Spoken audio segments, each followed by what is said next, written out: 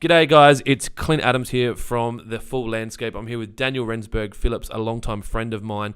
He's been working in the landscape industry for a long time, and he is here to talk about his experiences in the landscape industry, his charity work, a recent bike ride to Melbourne, and a little bit about his personal life and his views on business and the Landscape Association. So thank you for tuning in. I hope you enjoyed this episode. Y'all ready to turn it up tonight?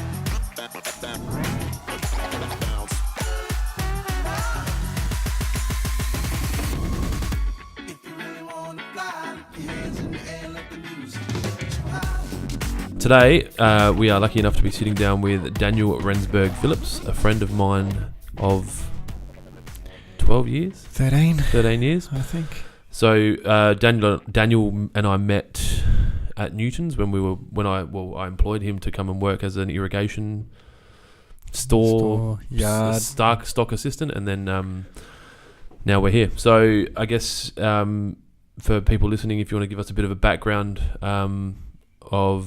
I guess introduce what you're doing now, and then we'll go from there. So now I'm working for Hanson Construction Materials. Yep. Traditionally a concrete business, Mm-hmm. multinational, 63,500 staff around the globe, 60 countries. Locally, traditionally a concrete company. 18 months ago bought Rockler quarries nationally, and as a part of that, the quarry footprint for the business became significant, and as a part of that, expanded obviously the sales team, marketing team, and so I came on board 10 months ago.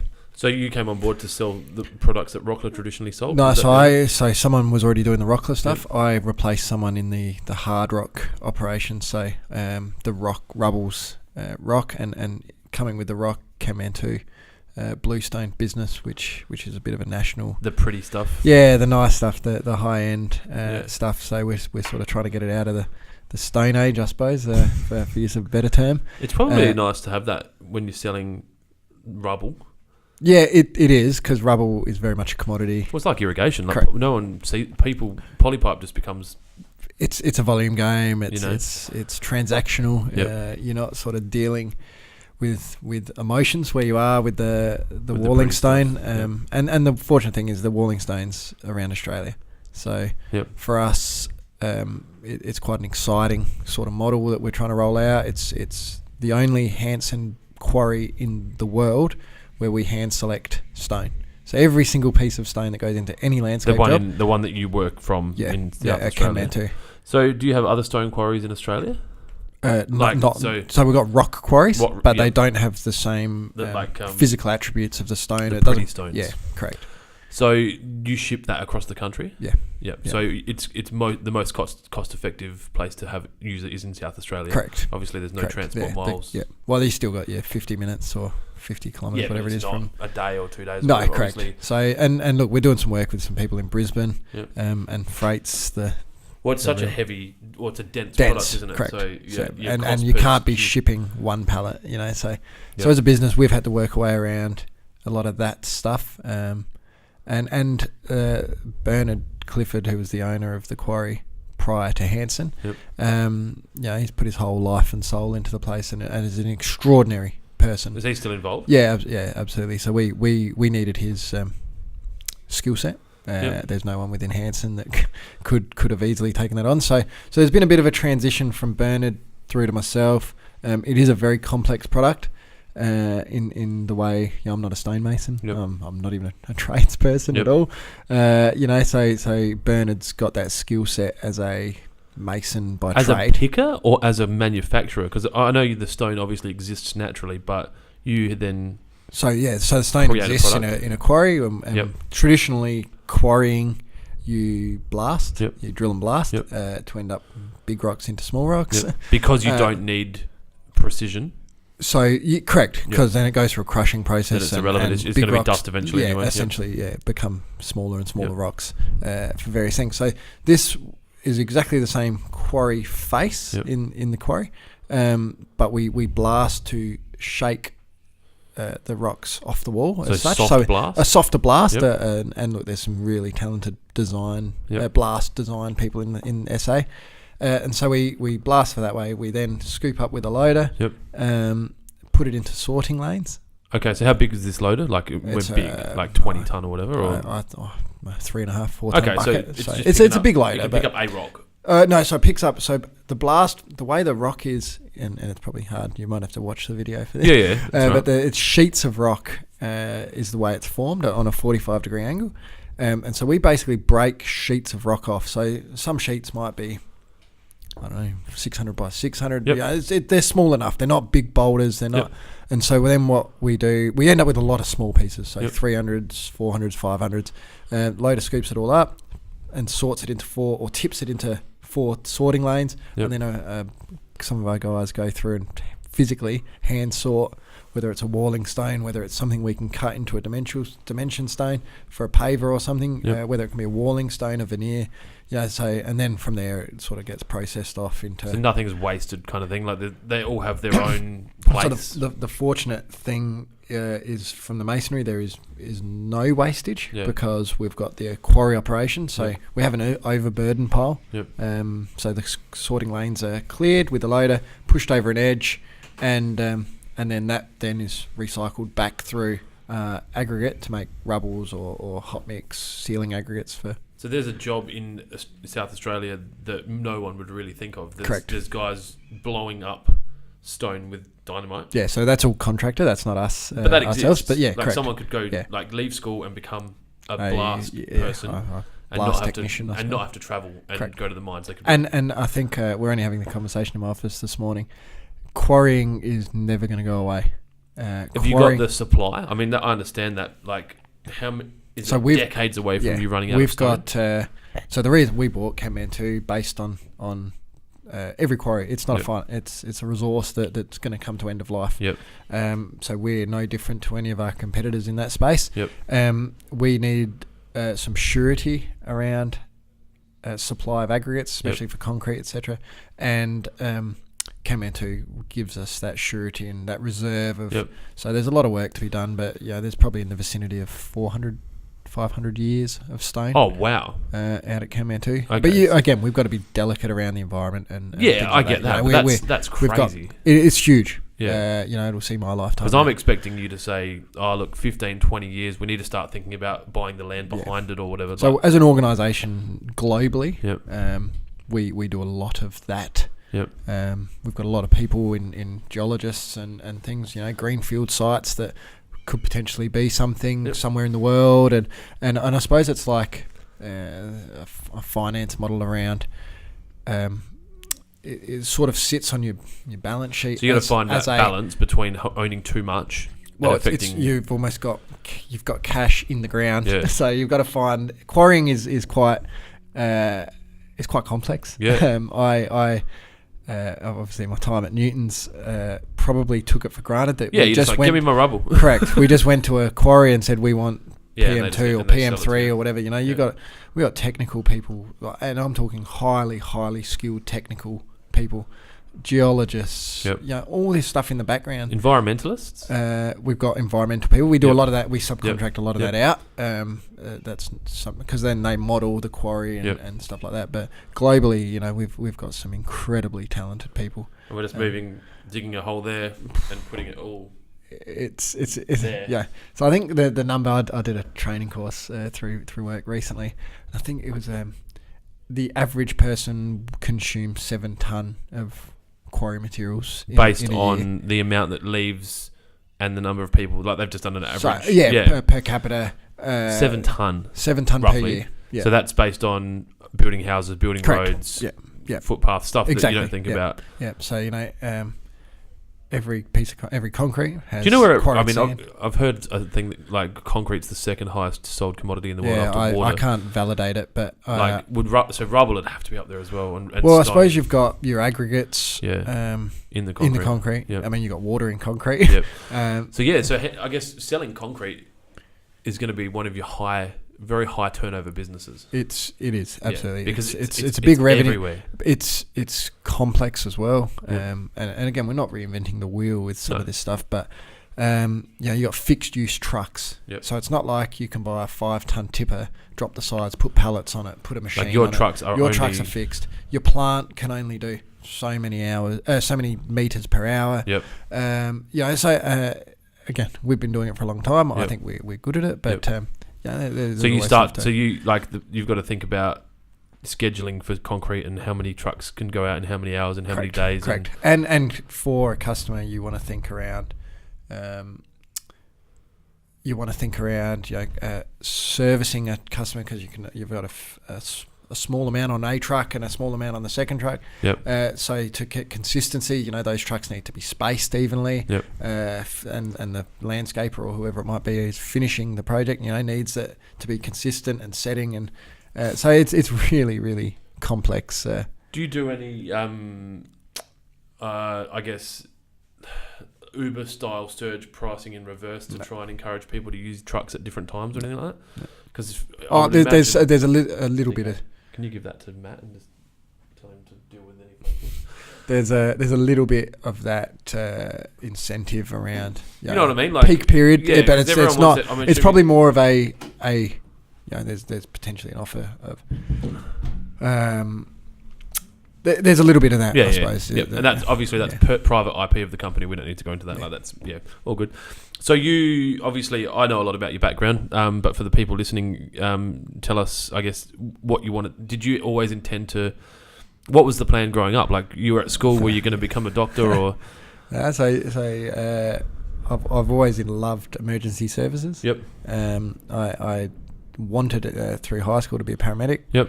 And then probably moved to that childhood dream of wanting to be a firefighter. Yep. I got into the industry by accident. Really, yep. I was in year 12, thinking in the August of 2005, I think it was. Is that when you finished year 12? I was making some notes for this. So young. And I thought to myself, I'm not going to go to uni. I want to be ahead of the people leaving school in October. Yep. And I'm going to start looking for a job July July and August. Year 12? So I was in year 12 Yep. when I started at Newton's with you. Yep. And I think I still was doing How did that my work? exams. My memory of the past I was doing year 12 part time. Yep. So I did year 12 over 2 years. What school did you go to for year 12? So Banksia Park for year 12, Yep. but up until year 11 was Christian Brothers. And that's in town? CBC. Yep. And then you moved over to Banksia Park, yep. closer to home. Closer to home, and look, the CBC wasn't for me. Because you didn't need the education. You saw that it wasn't going to be a requirement for work. Probably more of some clashes with. Yep. Cool. Personal stuff. Yep. So Banksia Park. So Banksia Park, and look, I'd grown up with a lot of people in the local area. Growing up at Teacher Gully, so motorbikes and push bikes and all that sort of stuff. And so I finished school there, and like I said, so July of 2005, started to think, I need to think about a job after school. Yep. After completing school. Yep. Let's start looking now. So I'm ahead of all the other school leavers, October, November, towards the end of the year, and I think. Did we have that as an advertised job there? Yeah, I think I read it in the paper. Yeah. Back when we advertised in the paper. Yeah. And I can't remember what it was for now. It would have been an irrigation stock assistant or a shop. Store assistant. Because I remember it was sweeping floors, unpacking boxes. Well, that's how I started. I remember I used to have this technique where Frank was interviewing the person and they'd come in to me first. So this is exactly what you stitched me up with. And I'd pretend to be like real chummy with the person. I'd be like, hey man, what are you here for? The interview. Oh, cool. So what have you been up to today? And I'd be like pre-interview. Yeah, and then you walk into the... and then I'd sit down next to them in the interview and they'd be like, hey. Wait, I'm the manager. Yeah. So that's exactly... Because I'm cruising around in shorts. Like, everyone's just like, he obviously is who not is this guy? in control of anything. Probably just his pretty bladder. Casual polo shirt. If that, like even today. But So I ended up in, and look, my intention was to get a job and work out what I wanted to do with life and where it was going to take me. Out. And, after 12 years... You spent a lot of time at Newton's. I mean, I think, what did I spend there, 5 years? So I was 12 in the end. That's crazy. So, There's some really long term. There's some really, it's I guess it's a tip of the hat to the kind of business that Frank ran. The culture there is exceptional. Like Mickey would be pushing 14 or maybe more. 15. Teddy's up there. It's funny. I remember them all coming in. And so do I. You know, and we were you were fortunate. 18. I was 18. Just turned 18. Yeah. So turned 18 in July of that year, and you know, and here we are, 13 years later, I suppose. So what? So you obviously, I remember you didn't stay in irrigation for long. I had a bit of a journey. So I think, and I did some thought and did make some notes for this. I don't think anyone's ever prepared notes. So that's pretty cool. Got a whole book here. I've only just started writing down. It was questions. more the dates because I'm very bad with years and dates. Like DK would have witnessed it now. Like I don't even remember the date we started this, like the business. Yeah, I think it was in February or wedding's another one. Yeah, wedding. I get mine. I'm alright with that. But anyway, so I think from memory we kicked off sweeping floors, doing things like that. Then I think it was a role at the counter. Okay, yeah. So that would have gone straight to the counter. So I went to the counter and did that, and that was Brenton, Anthony Capaldi, all that crew. Learned some design. I wonder where Brenton is now. He was because he went to Garden Grove, yeah, and then I think he moved out to Clare. Yeah, I'm not sure. But again, we had some fun back then. We should have a reunion. A Newton's reunion. Yeah.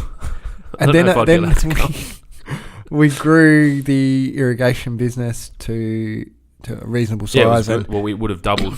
It doubled in a couple of years from its first year that I was there. And then obviously we needed that purchasing role, and so I remember going into the purchasing role. I remember then leaving and having that 3-month stint. Was that only 3 months? Yeah, it was just 3 months in the end. At the building place? Yeah, it felt like a year or two. No, it was 3 months. Yeah.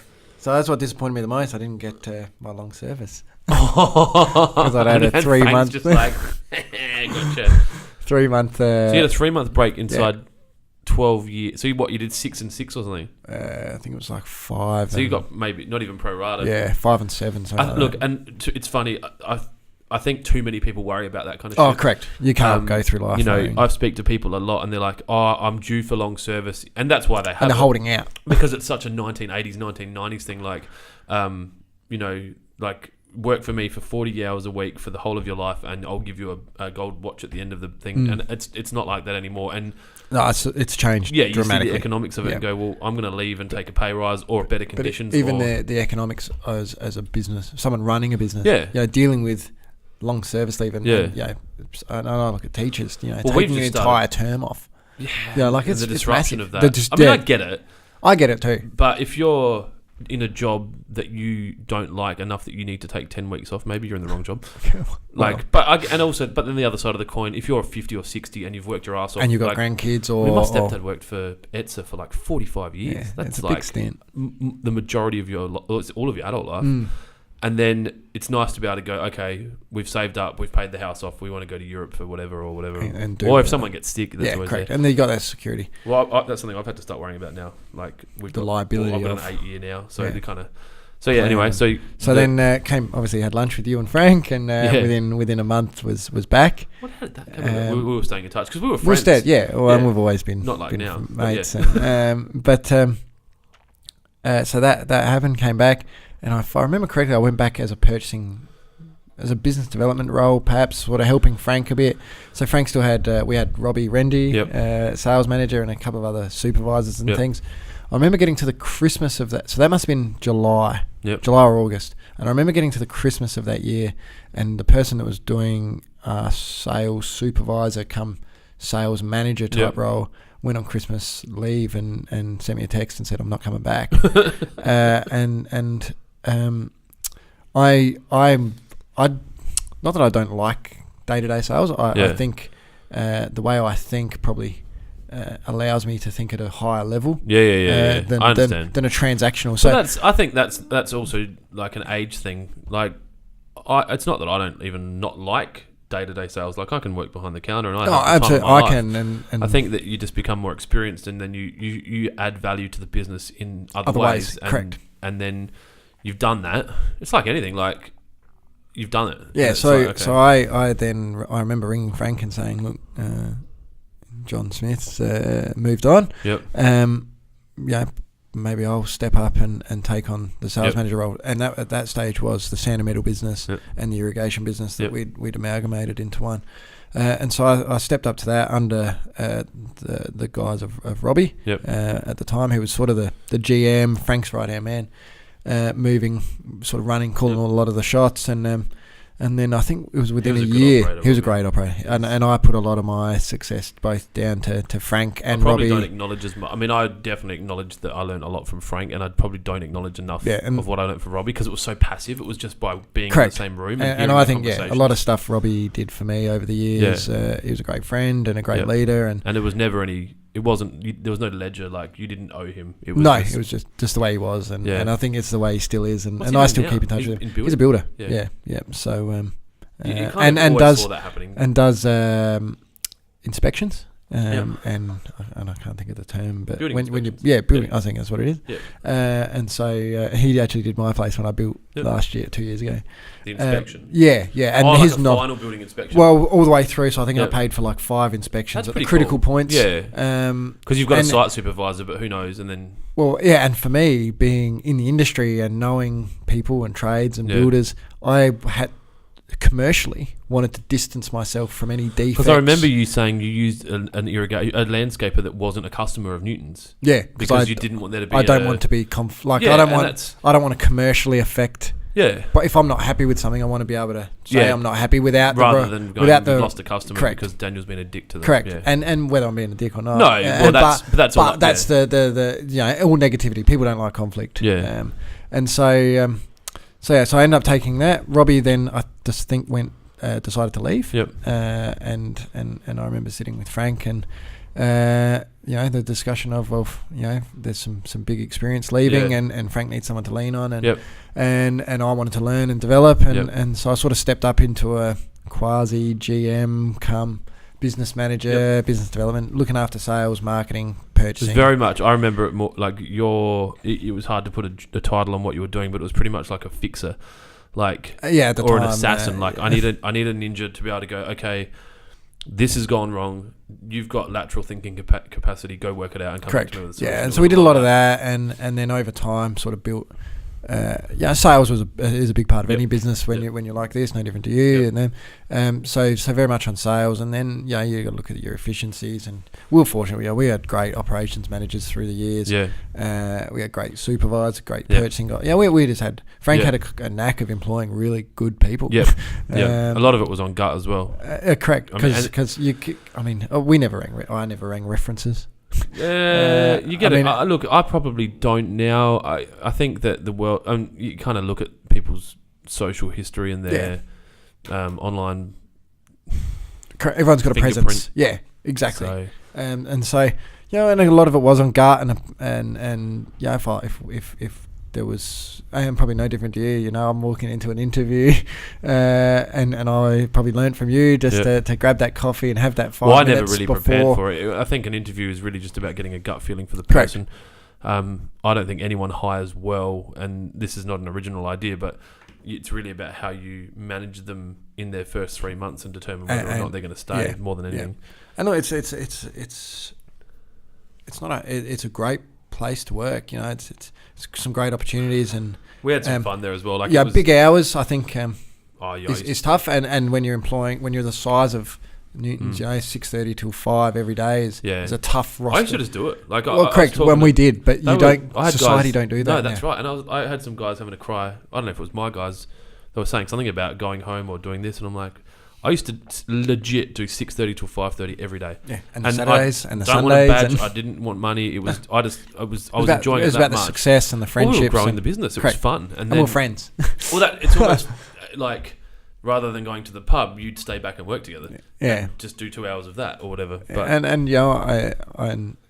it was they were the best years of growing up. And I think that's probably a good lesson for people that are working now, like out there that are trying to say, okay, how can I be like a Daniel in 8 years if I want to get into a job where I can have a sales role in the building industry, putting that time in when you're young and you don't have kids and you don't maybe have a partner and there's no responsibility. My life instead of just going home and playing Ricky Ponting cricket, which I don't even know if that's still a thing.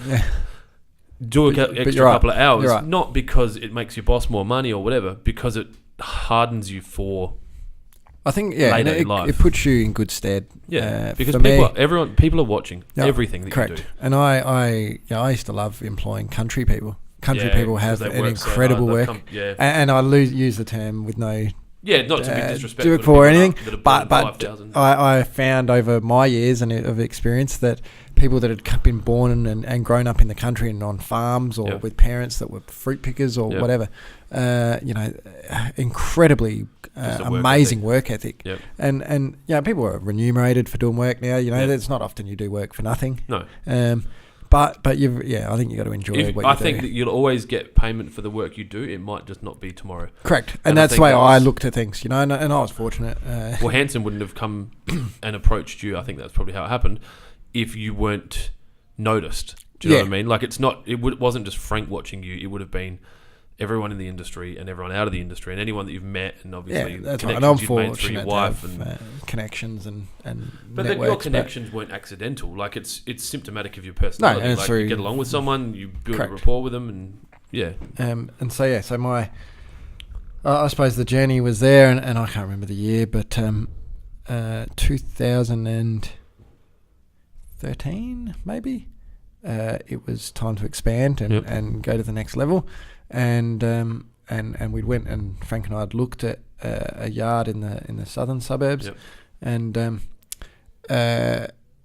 obviously it wasn't for us, and we were just looking. We weren't we had no intention of doing us correct, and it definitely wasn't for us. And that agent then rang us and said, "Look, I've got another one in the north. Would you be interested in having a look?" And at that stage, we were partnering with Cousins at the time. To do some of our small stuff, because again, driving from Newton to Gawler wasn't a good logistical decision.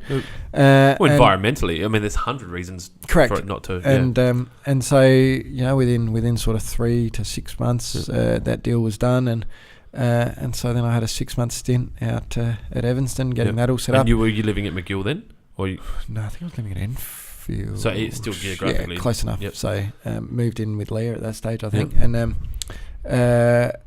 So 6 months stint out there, and that was amazing. Growing a business from scratch. It's a different. Well, rush. not from scratch. No, but it is from. It is and it isn't. It's from scratch using the new rules. Correct. And what we tried. We put a lot of effort and a lot of into. We kept all the staff. Yep. We're really ethical about things, but over time. In line with what you consider ethics, which is correct, probably higher level. Correct, than some and look, it was higher level.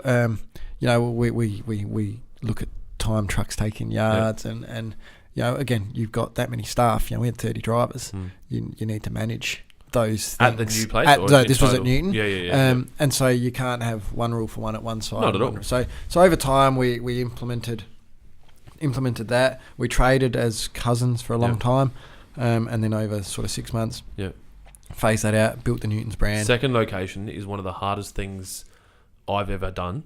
I did it on a micro scale compared to what Frank and you would have done. This was we made mistakes. We bought trucks that we should never have bought. We bought a forklift that blew up in the first 6 weeks. So we thought we were getting. We didn't. And I'm guilty of it. We didn't do our due diligence, and that's something I've learnt. And not, I can't imagine I'm going to be involved in too many acquisitions at Hanson. You're still how old are you now? I'm just 30. I think you might be involved in that. There was stuff I've learnt. At 30, we work for another 30 years, for 35 years maybe. 35, I think if I keep fit. Yeah, I think you'll get fit. So, and look, there's a lot of stuff I learnt, and about, and move that into my personal life around buying things now. I probably I used to be quite impulsive and just okay, and I hate conflict. I can't. So you won't take it back. I'm the same. I'm like, we're not going back. Correct. And so now I probably do that due diligence a little bit better, having experienced that and the cost of making you start mistakes to understand that $200,000 trucks. You're not that due diligence. No one. It's not out of the ordinary. Doing it. No, they're expecting you to do it. Correct. And correct. if you don't, they're like, "What's wrong with this guy?" Yeah. And that's something I learned. And at the end of the day, it's It's business. Yep. It's not a personal attack. It's just, I want to get value for money. I've spoke recently about like when someone screws someone and they're like, nothing personal, mate, just business. I hate that. Like that's not the case. No. It is not business. You've just screwed someone, but that is just business. It's getting your estimates and and Yeah. finding what the best, and it might not be the lowest price, but what the best value proposition is for your business. Correct. And moving Correct. forward. And it might just be that vehicle's not included in the purchase. You know, like Yeah. But again, doing so, I suppose we were fortunate. The business had existing customers, Yeah. had existing work, had infrastructure, had the bays built. Here's one for my pure sickening interest. Would you, if you had your time again, and it was completely your decision, buy or open up next door? I'd buy. Yeah. So buying that wasn't. There's no regrets around that. No. Because you've got that bankroll. Because I took obviously I've made no secrets about my intentions to expand Waterpro's operations, and I've always had this attitude of like, why would I buy a business when I can open one next door? Yeah. But it's as I get older, it's more like, you know what, that it comes with infrastructure, that- so you're that not might not be starting bad. from That's scratch. right. You've got money coming in from day one. It's like a relay. Exactly. You get that run and then you you take pass the the baton. baton and then Correct. off you go, yeah. So you're not there, Some good and, stuff. and I imagine that you, when you did your, I can't think of the suburb, Salisbury. Yeah. You know, you're going in there. You got a lease. You're paying for all this stuff.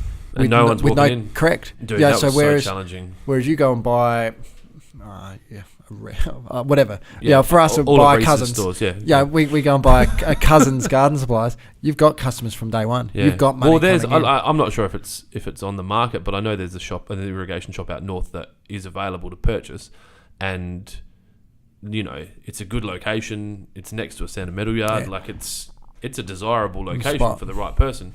So they're out there, and I think that for us, there's generational change now. And a lot of the irrigation shops are owned by guys that are getting close to retirement age. Yeah, so it absolutely. might be a case that it is. Yep. I think you if you can have your infrastructure, so your phones, your all computer system, your all price managed matrix, from all the stuff that's- managed from here with no additional cost. Well, there isn't, and that's the thing. That's what we were fortunate. Cloud-based software. It's all ready. And that's where we were fortunate. You know, Yeah. we could move straight into Cousins. Yep. The system was set. Yep. It was all managed by Newtons. You know, trucks are GPS. They're all Yeah. tracked. Yeah, it's all there. We printed It's just the phone. replicating it. You dialed the Evanston, or you still do dial the Yeah. Evanston store or the Newton store, like you're dialing the phones person ring. sitting in the next We're the same. office. We've You know, got with that, yeah, technology yeah. now, you're so fortunate Yep. that you know you could put one or two people Yep. into a source with. You know, Well, and we could put a person if from you've home and got- they could operate. Like and that's great now. Like from answering the phones Yeah. and keying an order, we could have a phone salesperson sit at home. exactly. It's easy. And that's the joys of technology as Yeah. the world goes on. So I think personally, you know, acquisition Yeah. is Well, it makes sense. Most of the big boys do it. So they all do. opening store number 3, if that was on their radar, is just easier again. Because all the mistakes that you've made on 2... and I imagine it's like buying trucks and for landscapers or whatever, buying it just becomes estimates. like, You've I need gotta- another one. We need another one. There's probably that critical mass where you've got to get the revenue mix Yep. right to... Yeah, I know I've said about trucks, you can... if you're in and I'm talking truck and trailer, like Yep. 30-ton Yeah. truckers, I've sort of seen the single driver, owner driver, Yep. makes a good wage, makes good money, Yep. works hard. Yep.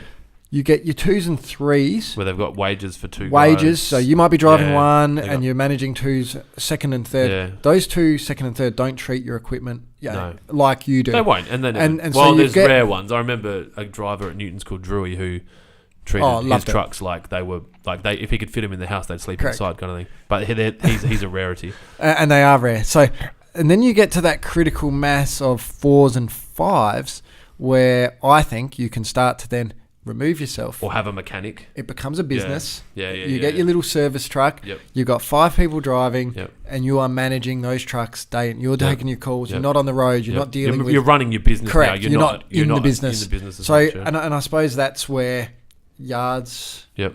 irrigation shops. Yeah, it becomes the same You've thing. got to find that critical mass. And look, I suppose as technology's got on, and I keep coming back to technology, but that critical mass is probably lowered a little bit Yep. for business to business.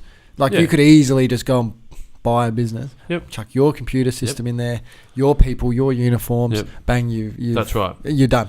It's Relatively low risk I want besides to do it lease. so soon. Like I'm struggling with the patience around not opening up in like September this year. Like I'm ready to open our second It's store. probably one of my highlights of my 12 years at Newton's, Of opening. It was- going it was- through it that was fun. phase. It was a challenge. The growth, the challenge, Yeah. that mental stimulation. I think it's probably one of the best things that I did in my time. I'm getting excited. Like, I'm getting adrenaline rushes now just thinking about it. I think it's the whole thing, like they out there was no rainwater tanks, so bang, you're introducing a whole new range of products. There was no... the irrigation would have been shit. There was none. Yeah. There was no irrigation. So we're putting in irrigation, a small scale irrigation shop. No pumps. Yep. So you're almost starting from scratch, and I love the challenge of marketing. There wasn't a massive amount of competition there, really. No, and there's still it exists, really, but it's and like without being disrespectful, it's geographically separated enough, and completely different markets. Yep. You've got from. Like eastern suburbs, deal with landscape, like with the trades predominantly. Happy to deal with there was I'm going to say 90% retail maybe when we started. Yep. You then also and your deal with customers already are out there. Yeah, most of them. That you're dealing, I suppose, with blocks in the eastern suburbs that were being subdivided and 300-400 square meters, small blocks paved. Yep. You're going out to it's a different docket average. Gawler or Evanston at the time. You're going into One Tree Hill that's got a 2-kilometre driveway to get to their house, and it's all gravel. And so it was just this different volume, and it was a really different, and it still is. Even delivery charges, that'd be hard. Like it was a lot harder because you got no you're traffic driving lights. further, but you're not stopping. Correct. You got no traffic lights. You're in a 100k zone. So and they're all the things we were contemplating, and look, that's a lot of that work got done. It was as I said, one of the best, and just having that second sight and. Scales of economy and it came with 40,000 I think people square start meters. to take you. I mean, Newton's are not a small business, but people start to take you more seriously when you get that second location and like, okay, cool. Especially when you're trying to negotiate mulch rates or rubber correct. rates. And we were fortunate, 40,000 or 38,000 square meters of land out there. Yep. I think we were using 12 of it. Wow. So still considerable land, but it meant bringing big trucks in. Yep. To get that scale. Yep. And the fortunate thing was, if we didn't stock something at Newton where land was a premium, you could have it. We could still advertise it. We could still take the call, Yep. and we would internally wear the cost of moving the material from A to B. The customer, I don't know, maybe 80-90% of the customers at Newton's only dealt with us on the phone. Yep. And we've got that. So there would be no. They don't know where their trucks come from. Correct. They're not visually looking at a product. Obviously, if someone rocks up with a trailer and says, "I want scoria," and it's different. Like, well, sorry, mate, but scoria. Did you say? Didn't the world run out of scoria? Oh, they're still around. Oh, God. In fact, Hanson quarry some in Victoria, but it goes out with golden diosmers on like a little package deal. But then the part of that customer service offering of Newton's would be that we'll get it to you delivered. Tomorrow because we'd run a mail truck and blah blah blah. Yep. Yeah, so it just worked. Did you say a mail truck? Yeah, so we'd run the mail and the banking. So every morning it would start at Evanston and make its way to Newton, doing a delivery or two, or these odd jobs that the product had to come from Evanston. Yep. Bring the mail, bring memos or whatever, coffee dockets, beans, coffee, toilet paper, whatever, all that else. sort of stuff. So and then vice versa in the afternoon. So that's wicked. Yeah, it was good. It's so then obviously you did that and then. The Hanson opportunity came up. Yeah, so had a baby. Would have been married, baby. Yeah, so proud dad. Yeah. Did becoming a father change your view on your career and what you wanted in work? Like, did it become? Oh, look, that's a good one. It changed how I wanted to spend my time. Yep. So Hanson, obviously was doing some big days. Yep. No more than anybody else. 40, 45 hour week. The odd Saturday, the odd Sunday. At Newton's. And I found I was trying to do a lot. I was in the CFS, contributing to the Landscape Association. I'd done some mentoring of a young lad who's had a bit of a rough time. And I found that I was getting pretty stretched and a bit thin. Next thing I'm on a management committee at the CFS. Next thing I'm on an advisory because committee. You just say yes. Yeah, but I enjoy management. I enjoy leadership and I enjoy management and I enjoy control. I'm with you there. And so I wanted to be able to influence things that I experienced, on the fire ground or in the station environment at an organisational level. So I would have been, maybe 8 years ago, 7 years ago. I remember you at the early CFS 20s when you 20s, started at 18. Early 20s, and I was chairing the Youth Advisory Council. Of the CFS in its infancy. I was the first chair. It didn't exist the year before. No, so I applied and got onto it. So I was representing the region of between York Peninsula, Clare, all the way down to the that's city. a lot of stations. So I know I can't remember the number of volunteers, but it's significant. And so I was the youth representative of that. And next thing, I'm sitting in a fortnightly board meeting of the CFS executive. And these are adults, and like I'm not 23. Not just adults, like you're younger than these their are kids. These are executives. These are the chief fire officer of the CFS, deputy chief, managers They're of all every people, department. though, They're all people. but it's daunting. It was daunting. Now, it was a lot as of a time. 30-year-old, you look back and go, "Now, look." It was all voluntary, and so this was I can't remember if it was fortnightly or monthly, but that was a day out of my week. Is that and I was this is when I was at Newton. I remember and Frank was incredibly supportive. And like there was fires, and you're just like, I got to go, and I'm like, dude, we need to pack an order. Like we got so much stuff to do. Like I think buses going off. And that's exactly how it was, and somewhat still is. But and these guys are couriering reams of paper that's bound by the admin officer of the CFS, delivering it to me, and I've got to read it. And I'm 23, 24 years old. Reams of paper. Can you imagine that coming to me? I'd be like, I read it. Policy of and there's a lot of stuff that goes in the background of a fire service. And you're dealing with lives as well. Correct. There's so much, and that's a lot of stress. There's a lot of politics. I can imagine in emergency management, and so I mean I love that. That experience. There's also like the MFS v CFS politics, unions, and so you're dealing with all of this stuff. And by dealing with, you've got to be across it, because you, as a youth representative, you've got to have the opinion. I'm chairing a statewide committee of the youth, and the youth at that stage was 16 to 30 years old. So it's a big audience. You're in the middle of them as well. I'm in the middle of it, trying to influence and change, and we had a wonderful. Because you want to maintain those youth as volunteers into the adulthood as well. Otherwise, you don't have, because the organisation is ageing, and over time, and fires aren't becoming more forgiving. Like correct, and the fires are getting bigger and bigger and bigger and more ferocious. But it is an aging population or membership, and the whole idea was to let's represent the youth. Let's do youth things to encourage youth, but maintain youth and keep them into their. It gets hard. You get a career. You have a family. You chase. Especially for and it's easy for me to sit here in Metro Adelaide, and have all these thoughts and opinions and things. But you got to think. The CFS Country Fire Service is traditionally farmers. And people in country towns where there might not be an opportunity. The ones and we go through about are quite metro country. Correct. Like Teacher Gully's like correct metro. Very much not Salisbury CFS, metro. Dalkeith, it is, in Gawler. But then you mentioned York Peninsula. They're dealing with big more square kilometres than correct. Ridiculous. And big farms, fast moving fires. But the youth of those areas are moving to Adelaide for university, for a career. You go through drought and young kids aren't staying on blocks. No. And so this was the stuff that we were trying to create some policy around, and that was good. My term came to an end, and I sort of backed off a little bit and did some other things. Well, you need to hand that baton. Correct. And the guy that took over for me was exceptional. And there's so many passionate people. I mean, if there would have been another kid. There would have been another kid, just one of our former guests, Justin from Habitat, just rocking up to the shop, gave us a wave. There would have been another kid that went to school that wanted to be in emergency services, and it's good to be able to hand that over.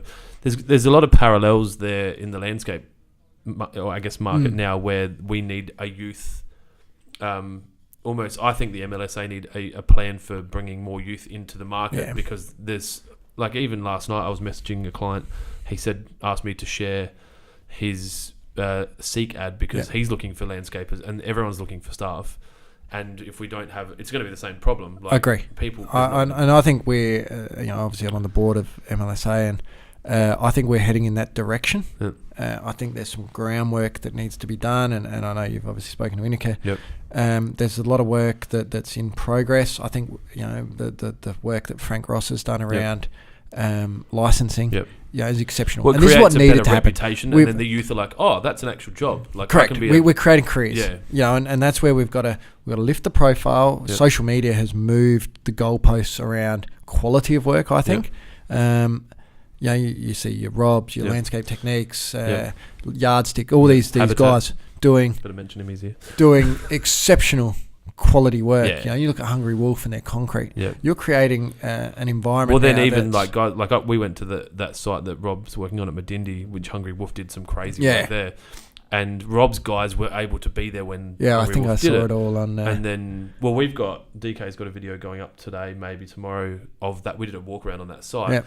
And so Rob's guys got to be around that and witness how that was done. Yeah. And then that'll set a new benchmark for them. And you know, the Marpay stuff. Yep. You know, I read an article from the NBA this morning. Yep. That the biggest complaint they get is around waterproofing. Yeah. Yeah. So as an industry, It would be. As an industry, we need to be guiding that. Yeah. Yeah. We're not like the CCF or the NBA. You know, we're not dealing with policy. No. We're not dealing with At government. this stage. At this stage, Yeah. we're not. You know, we're not so much dealing. Yes, they're government projects, but we're probably not as big a critical or as big an employer. The percentage of dollars being spent on that versus that is different. Correct. Yeah, but as an industry, you know, I would argue that we're actually bigger. You know, when you think irrigation shops, when you think turf There's farmers, heaps of stuff. resellers, the film manufacturing, Yep. you know, a portion of their business Yep. is to the landscape industry. Well, the Yeah, so landscaper we has need to to- be more than I guess, and I don't want to pigeonhole but like a carpenter building first fix or second fix, it's really like one thing. It's framing, Correct. whatever. But landscapers are doing concrete formwork, and in our concrete, time, bluestone. At our time at Newton's, I mean, I saw the shift. Yeah. And I remember.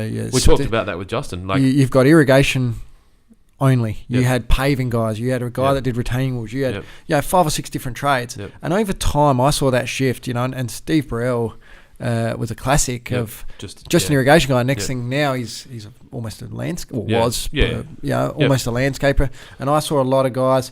You know, and I suppose it was part of that whole service offering. Yep. You're already there. That upsell. Yep. Let's move into. All right, yeah, I can do concrete, or Yeah. I can do this, or I can do that. And so, or there's been a big the other guy shift. can, and they've asked you to price it, and you need to because Correct. You know, I think there was a big shift in the market. I don't know when there was a tipping point. Like, and I don't know. I came out of the landscape market and went into the irrigation market fully, and so I wasn't witnessing the change in Boral pavers versus Anston or whatever. It probably wasn't so much that shift. Oh, and look, it is because I think because as people want to have see a different quality result. Yeah, but also as blocks have got smaller, those more expensive products are you're more not putting as many square affordable meters in. for Yep. a 20 square meter project. Yeah, that makes sense. And so I definitely saw that shift. Yep. But definitely the biggest shift I saw was that multifaceted landscaper that does concrete irrigation. Yep. Archways and hardscaping, lighting. Correct, lighting. Irrigation. You know, was a massive shift. And then they're doing pumps. And I remember trying to sell lighting at Newton's, and everyone's like, "What do you want lighting for?" And now there's a whole market just correct, for garden and lighting. it drove me insane. Yeah, I sat in meeting after meeting after meeting saying, "Why can't we be in lighting?" You know, and it's the next. Next thing, you know, like there's nothing really new in terms of there's new stuff happening all the time around Wi-Fi controllers and all that. But what's the next big group of things, you know? And lighting's is it. That was something that I was talking to someone about the other day. That Hunter did one of the Hunter distributors dropped the X-Core price like mental, and we were marketing them into. We still have them on sale. They're like $119 for a 4-station X-Core. Now our trade 5 years ago was $140, and it was like every day of the week, no stress. I think that Wi-Fi has taken such a strong position in the market now that Hunter are really going to have an interesting time with their X-Core stock. Wi-Fi will be normal. Well, that's right. It's the new norm. What are you seeing in your market and the landscape market in general that's become a trend that's the new norm that maybe wasn't 5 years ago? Social media. Yep. Yeah, and I look at and I love it. You know, I've been through the building phase, and and I'm still getting some ideas and going through my own property. But social media, I think's moved. It gives the landscape a validity. And I again come back to Rob and Josh. Rob's just hired photographers to take photos of the site. Like, but this is no one ever did that. That's right. But that's the new norm. Yeah. That's the way society and that's is. kind of the ticket to entry now if you want to be considered a good landscaper. Is and mate, every trade I've had, I look at profiles. I read Google reviews now. Yep. And I'm a a big believer in that, and I never was. You know, I remember 3 years ago, I bought a mattress. You know, or maybe 2 years ago when we built the house, I was trying to buy a mattress, and we'd made a decision. We're sitting in I can't remember, Snooze or whatever it is, sitting on this mattress, laid down on it. We're done. We're signed, sealed, delivered, ready to pay. And I said to Leah, I might just Google this model, the exact model. I'm just going to scathing reviews. And that mattress market's so sneaky. Horrible market. Like one or two companies making them for everyone. Yeah, but horrible they all market. name them different names. Correct. So if you go to like shop A and shop B's across the road, you're like, oh, I'm looking for the Celestial Dream. I've got that. Not as a mattress. And they like, oh, we don't do that one. But it's identical. They just change the spring count or the whatever. Yeah. I learned a lot about mattresses in that time. Yeah, I know. I've done my mattress research. But we should do a podcast on mattress. Didn't enjoy the experience. Yeah, like you feel like you're getting ripped off regardless. Yeah, I felt I don't like being sold to. Yeah, and I felt that all the shops I went into, I was being sold. Yeah. And I think because I'm in sales and I've had that experience, I think the human race are becoming more aware. Well, they're smarter. Your EQ is high anyway, but then to have become an adult in sales, correct. You change, and I think the average consumer, whether you're a landscaper, a mum and dad, or whatever, has got so much smarter. You know, people are getting information online. They're doing their research. They've made their decision before they're getting to you 9 times out of 10, or they know the look they're going for. So they've narrowed it down to 3, and then. I found price has probably dropped from number 1 to number 3. Price has not been number 1 for like if you look at like over time. I remember Frank Nacera talking about it. I don't know if he's ever given you his list. And if Matt Binder's listening to this, he'll find this really funny because Frank Nacera's got lots of little like sayings that he's had for the thing, and he's like price was like number 5 or number 7. It was kind of experience, quality, like availability, delivery, like all that stuff, and price was so low, and. You're right. It would have dropped, or it's not. I've seen it just slip down the list. Yeah, I am. Especially, I guess in a Western market, like if you go to we're so much smarter. Third world countries, and I know you weren't saying we're so much smarter than that, but like price has to come into it because money's everything. We've got a lot more available to us. So we as a the race, the world has just got so much smarter around the way we can validate.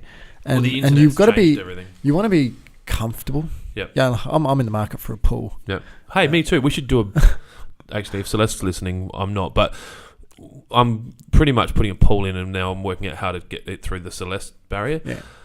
We should go shop our pools together. Well, and it's funny, again, I've had some experiences where I felt I was being sold to. Yeah. But I didn't enjoy it. You should know enough about the pool. And I do. You know the guys to talk to. Correct. But you're going to pay for it. Yeah, correct. Yeah. But I'm happy to pay because these sort of things make me nervous. Is this house is like a 10, 20 house? Yeah, my long-term house. And not your final house, but it's a long-term house. The biggest driver is my next-door neighbours that have 3 kids and are in the pool every single night during summer and with my 1-year-old. And when she's older, I can just imagine. I've got the wife, and Leah's doing it to me now. Yeah. So where's our pool? Yeah, where's our pool? At least you've got support. Like if I had support. Oh, she's the driver. Yeah, I'm the one that's holding it back because I concrete. We had a pool before, and didn't use it much, and I think, but we also didn't have kids. Yeah, so, and Jack's 5 now. Like so it's an enjoyable phase. Zone. Yeah, and I want to keep them close. Like we probably won't holiday as much as a family with 1 kid.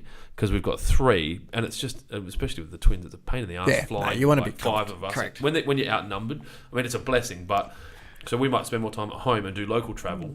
So having a pool, it just keeps the kids home, and as they get older, I want them to have friends, and I want to, I like riding, and I want to be able to come home and jump in a pool and look into it. Pool you can swim in, like as in do laps. It'll just be it'll be a so plungy. You can't handle the it'll be a plungy come lap pool, something like that. Yeah, it'll be small. I wanted to do 2 by 20 or something. My problem is I concreted everything without the thought process around pools. So and with my OCD and my mild levels of OCD, I'm going to struggle with cutting concrete and things not being square. And ideally, my infrastructure for a pool has to be in my shed.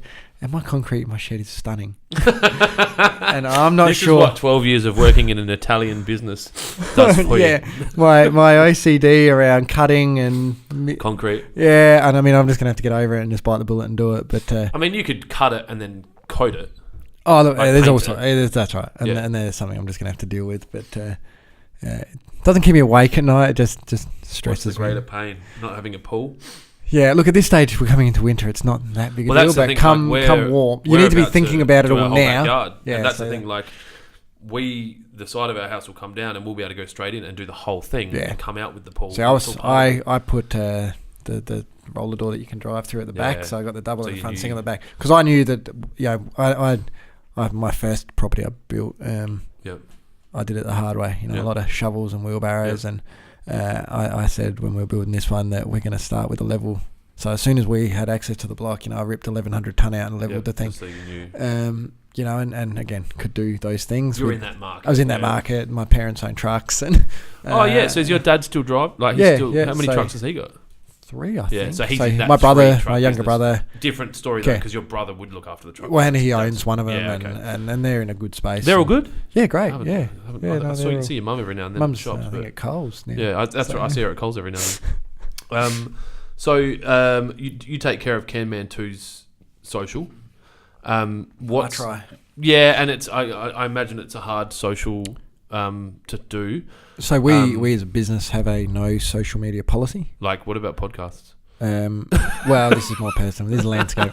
But We so can't when I talk say about no these social side of media, Yeah, it's when I say no social media, we don't do Facebook. We don't do, and around, it's around. Look, I don't know exactly what it's around, but there's a lot of noise in old concrete. People in the building don't understand it, and they haven't said yes yet. And you don't need to comment on that, but it'll happen. It'll just be Yeah. It's an important part of business. So. Oh, dude! Like, you think like I was speaking to Daniel before that we started the podcast because we were going to do block retaining walls, and I saw a garden that Philip Withers did in Melbourne at the Mifkus, and he used stone that had been sawn on both sides, and I was like, I want to look at putting that in. Now, if I had never seen that, and I saw it in real life, but if I had seen it on a photo, you've just sold, I don't know, 30 or 40 or 50 ton of stone. Correct. Like, it I'm just putting makes sense. I'm putting 4 or 5 steps in from my front door to Yeah. to the street. I'm a meter. Yep. All my inspirations come from Instagram. Yeah. All my snapshots that I've sent to people to quote and whatever have all come off Instagram. So is Instagram your strongest platform for Can Man 2? It's my only platform. You're not okay. No, sorry. And personally, is Facebook or Instagram stronger for you now? What would you spend more time on? I probably spend more time on Facebook. Because that was your first platform. Yeah. I don't particularly want to be on. Yep. And I've tossed up the idea of actually getting rid of it. Yep. But you get your birthday invites and Yep. all that sort of stuff. So I Events. think you need to be on it. Yep.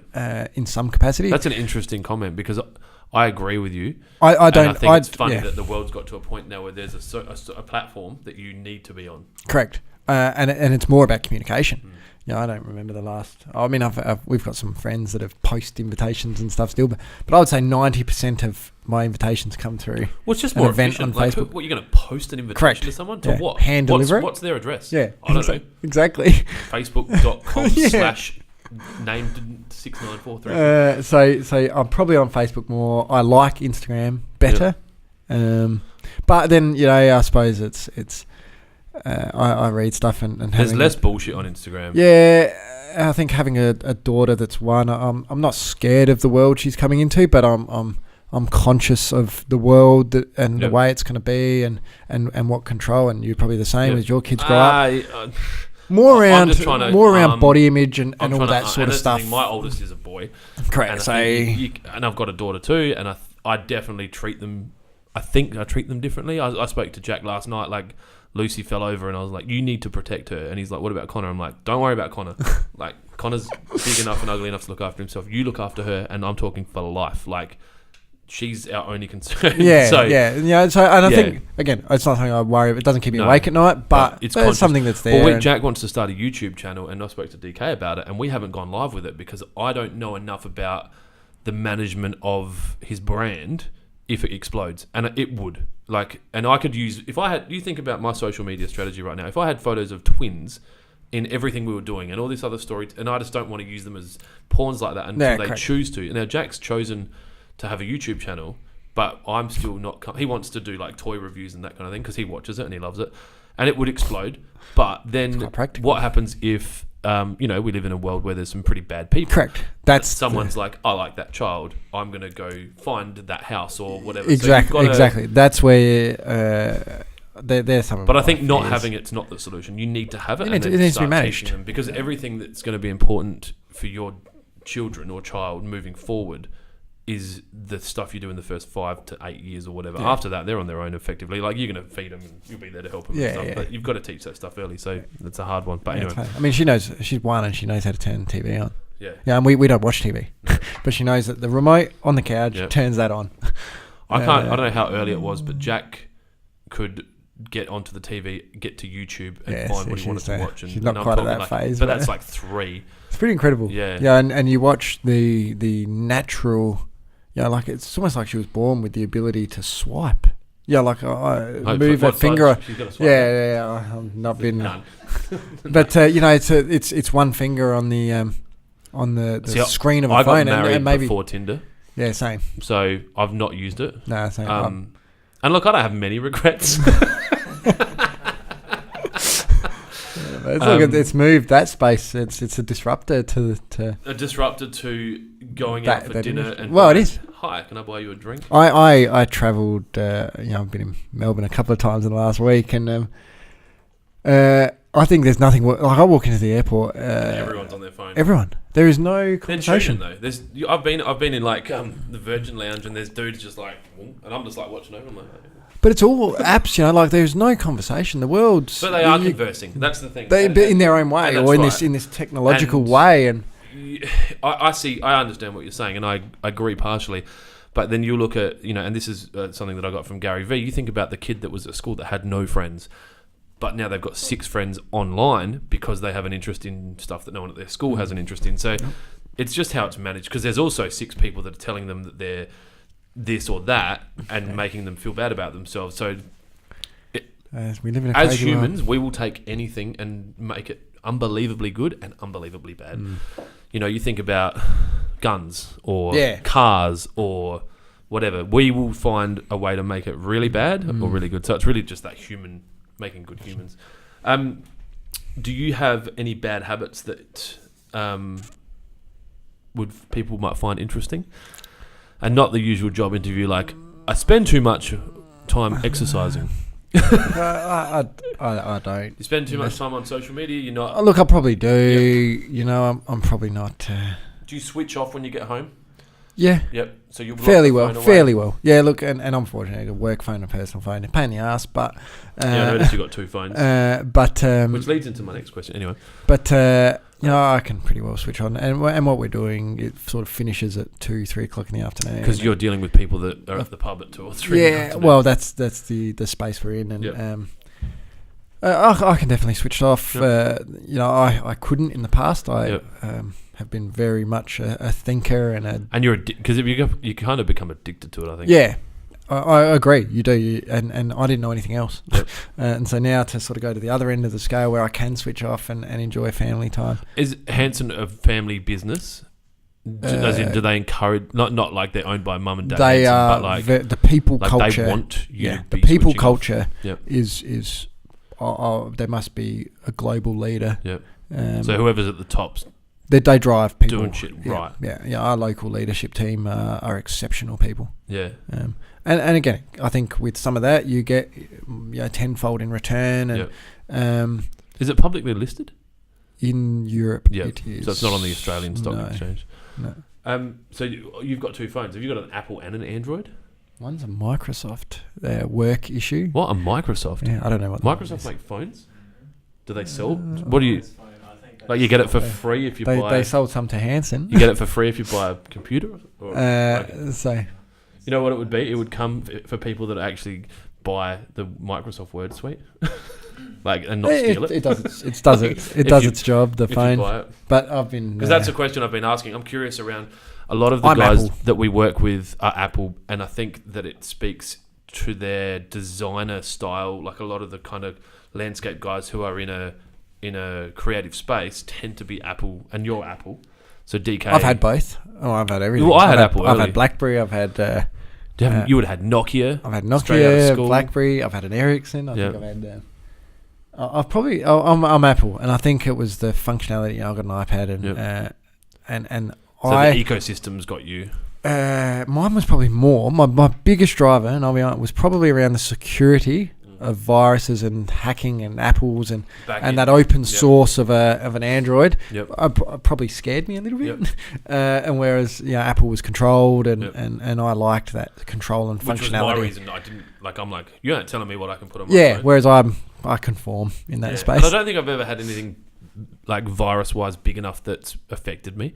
So if I'd been hit hard and lost like my business, I'd be like, nah. Look, and I'm the same. I'm using like whatever Donald Trump. I'm a guy going about his day, and I'm here. I am worried about whether my Android gets hacked, but I think I've just always been Apple, and that's one of those things. So outside of work, you have listed a lot of stuff that you do. Yes. So, what I guess. So if you work, what's that, 40 what have we got, 168 hours a week or something? Or I don't even know what the number is. So you've got a Master Landscapers Association commitments. So what's that, like 4 to 6 hours a month? Look, I'll be honest, in the last few months I haven't been overly committed. As I've settled into Hanson and obviously you've been setbacks. Sick as well. Yeah, I got a crash on my bike and then sick. And but look, I want to see and not that just out sick, like you didn't have a cold. No, pneumonia. I didn't know that was still a thing. I thought it went out with like other. What is it like? It's definitely still a thing, and it definitely hurts. Yeah. So I do that, and look, that's a few hours, and there's a lot of emails, a lot of reading, and Inika does an amazing job, and I think we wouldn't be where we are today without her. It's not sustainable. That.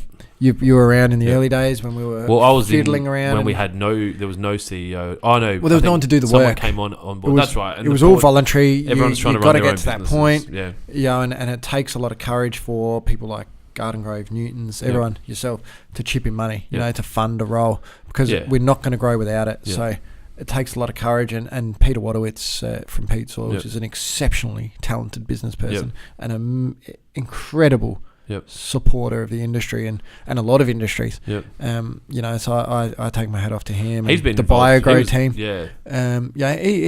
He's not a Pete Soils aren't generally in the landscape. No. They do have a landscape product, but they're not the Jeffreys of the landscape industry. That's right. They're focused more on ags, etc. So for him to get behind it, turn up to every board meeting. And he lives like Wollonga.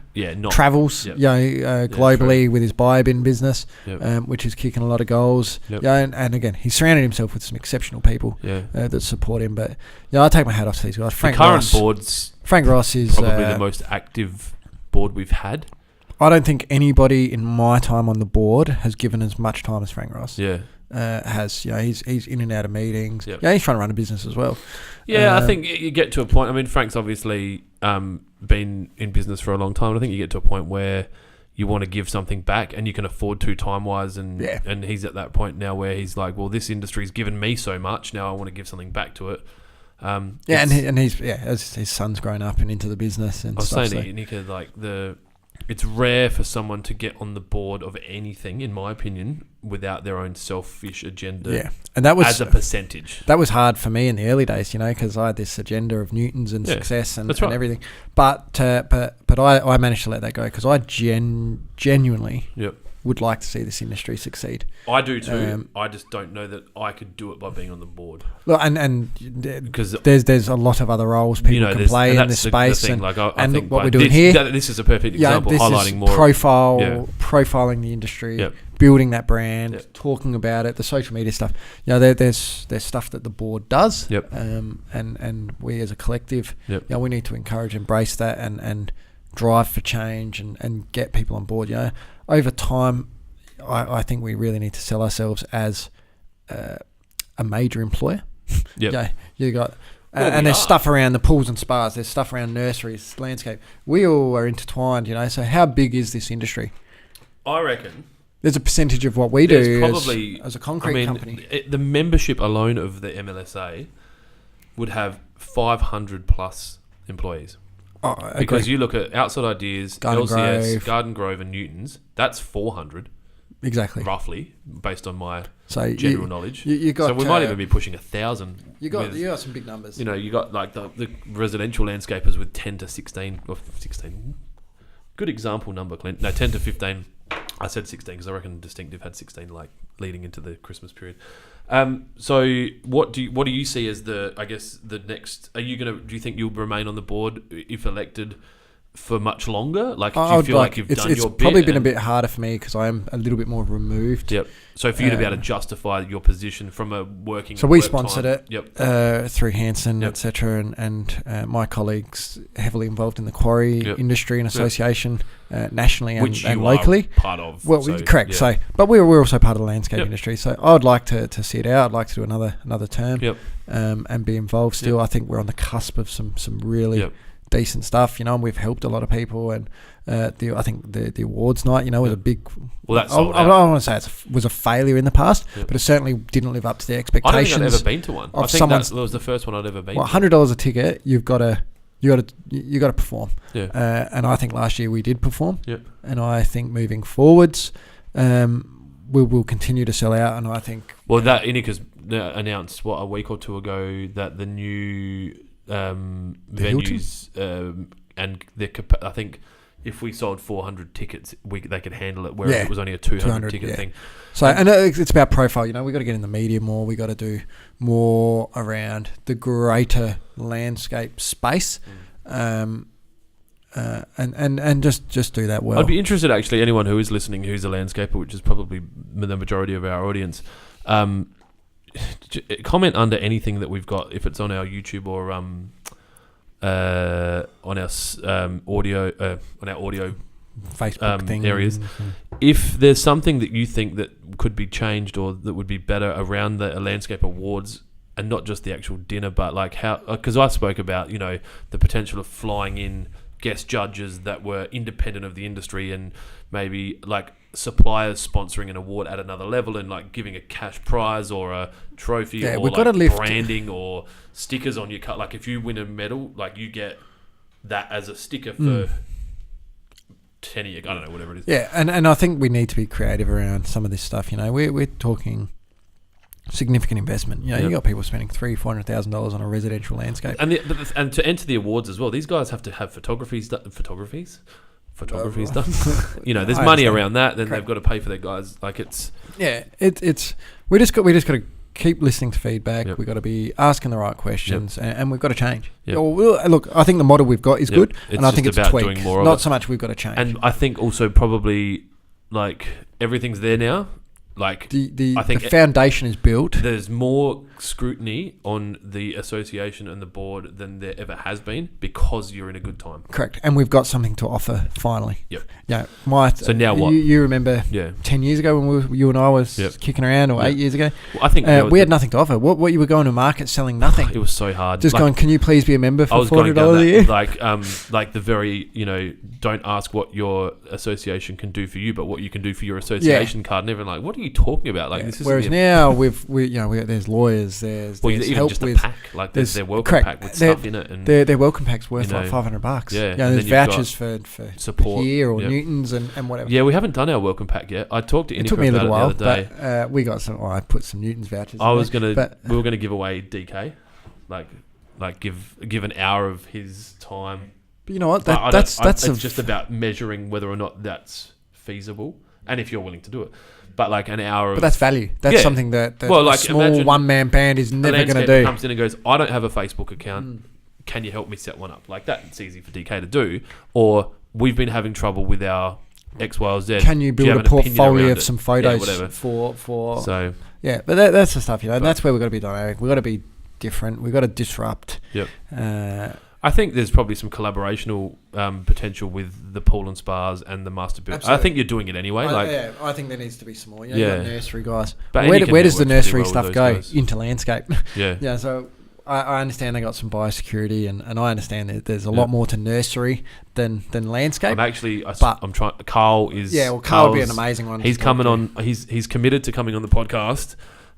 He just appears to be busier than your average Joe. Carl's another exceptional. We're talking about like a month plus, and like it might be a very Gary V podcast. Like we're interviewing Carl at like 11 at night at some kind of pub somewhere, like near his house, so he can get home. But and Carl's an amazing contributor to the industry as well. There's so many questions that I have. Like I mean, I know a lot about you because we've known each other for so long, and I when I do this, I want to bring value to the end user and go, okay, like, this Can Man 2 Stone, something that you may not have thought of before. Check out Daniel's. Well, and look, I suppose I can put it out there if anyone's interested in having a look at the quarry. We're happy to, so that's something. So we're if no one's experienced the quarry and in their time, more than happy to coordinate. We'll go to the quarry, you and me, with the camera, and do like some like half-assed South Aussie with Cozzy. Like, well, we actually did South Aussie with Cozzy. I know, that's why I mentioned it. But yeah, more than happy to have you out there and show around. Like it is, it's. I think it's. We like to do very like Blair Witch, show us the dirty stuff. Like it's stuff that you. And I was in the industry, and I thought that I just bought rubble off the shelf. Like I just ordered this spec'd rubble, and it was called this, and I just went and got it, sort of thing. It's the same when you do a tour. You would have done Toro film. Yeah, I've done Toro film. Yeah, going and watching how clips drip are made, tubes extruded. Or I went to HR the other day at random. I was picking up an order, and Scott, who looks after our accounts, like, come in, I want to show you something. And he had like a hopper with fittings and how they go into bags and and Filmax the same, and Filmax ridiculous though. They wouldn't let us in. Automated, not with a camera. Like I think they were the first company I ever heard about work cover exempt. So they were self-insured for work cover. So they were so safe and so professional and so regulated that it was more cost effective for them to insure themselves against work issues than to pay work cover, and you can get signed off for that. Yeah, like it's crazy. Yeah, pretty great cool. company. Great company. So cycling's part of your life now? Yes, very much so. I have shock about based on how you used to drive a car. But how did you get into cycling? Like, was it a fitness thing? I don't know. Yeah. It just by accident. I bought a bike from one of the guys at Newton's, a good bike at the time. I thought I'll give this a crack. You got sold. Yeah, I don't know. I like, and look, cycling hasn't had the best image in the world around Lance Armstrong. Do you dope? Drugs. No, I don't. And look, I don't think it would affect me at my level. Yeah. But I just got into it, and I enjoy it, and I've always enjoyed being fit and doing stuff. Yep. And this to me was my time. It was.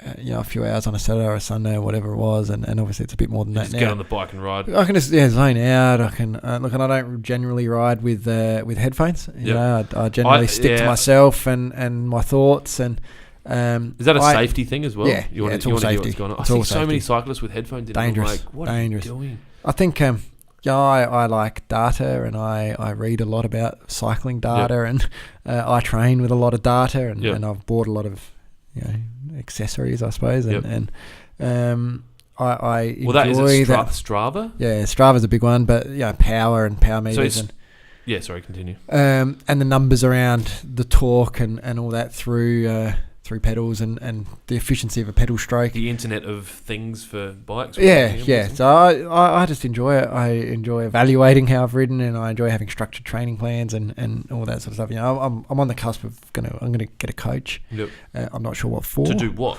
Well, I don't have another goal. I need to find a goal. I'm gonna get into some racing. What about the Commonwealth Games? When's that next time? 4 years. Yeah, so you could get ready for that. I'd like to do some Masters games or some emergency services games over time. The cyclists, you know how they have the two guys on the bike? For the tandem, they have like visually impaired. Yeah. Can you be the front dude for that? You're not picking up, are you? I think I could. I like the road. I've never done track. I'd like to do track. Yep. And again, in the velodrome. Yeah. Have you done that? No, but I'd love to. I've heard that it's ridiculously daunting. The steep. It's no brakes. One gear. And the slope. Like, have you ever dropped into a half pipe on anything? Oh no, I've stood at the top. Yeah, I've never so had you the understand. courage Like, I've never dropped in anyway. Like, I don't even think I slid down it. I was so scared. But I've heard it's like that. Like, you skate. You drop into a half pipe. Yes, skills. Yeah, I don't have the balance. But there's just something about it, and I just Is it quite social? Very. Like, if you get the right group. I do a lot of training on my own. Do you go to cafes and drink coffee generally in your cycling gear? Generally not. Cool. Look, it's happened. I'm not going to hide away from it. It's definitely happened. But I generally go on the bike to get a performance game. Yep. So you're not riding somewhere for lunch. It's no. And look at it, and if it is, it's planned. And it's structured, and that was our intention. But did you start riding with normal clothes? Yes. How long did it take to change to mammal? A week. Yeah, Yeah. I think you've got sucks. to. You got to be comfortable. You know. Yeah. It hurts. The gear. That was one of my last questions. The gear is designed to be as comfortable as possible. Yeah. Yeah, it's funny. So I rode to Melbourne last week, and we sat halfway, and a couple of the guys were talking about seats, and there were some saddle sores involved, etc. And we said, yeah, in today's society, with all the technology we've got, haven't we done more about a bike seat? Yeah. Is this the best we've got in the world? Yeah. And I can't answer it. I don't know. I need to. From my memory of riding because I didn't ride road, but obviously with BMX and that kind of thing, your body becomes calloused in a way. Oh, absolutely. You get a thicker skin or whatever it is. Yeah. So I made it all the way to Melbourne without a saddles or nothing. So that was a question. We have a thing where we ask our last guest. Yeah. So Josh wanted to know: does your bum get sore? Yeah, I'm lucky. I think my frame and my lightweight, a good cycling bum. Correct. Yep. Because that's the other thing. A lot of I think the heavier seat's just there to be there. It's not really holding you. No, whereas this is actually holding you. Yeah. And there is some technology. There's some comfortable seats. Yep, and some good shorts. Yeah, and the shorts make a big difference. And so this is the second ride you've done. And for people listening, this is a ride to help raise money for charity. For Canteen. Yep. For Canteen. So how did that come about? Like, I know you just meet people and ask you to do shit. Pre-family. Yep. I had some friends involved in triathlon. Yep. The first year of this ride, the inaugural one, some triathletes were involved.